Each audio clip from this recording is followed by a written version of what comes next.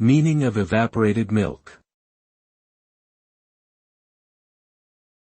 Evaporated milk.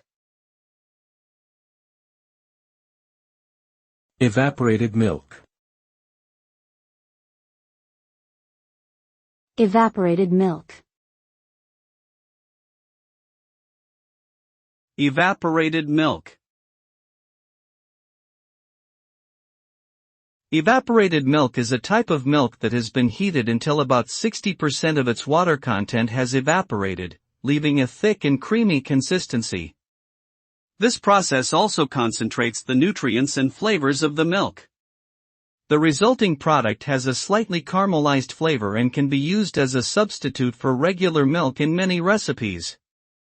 It is often used in baking, sauces, and desserts. When added to coffee or tea, it can give a rich and creamy taste without the need for additional cream or sugar.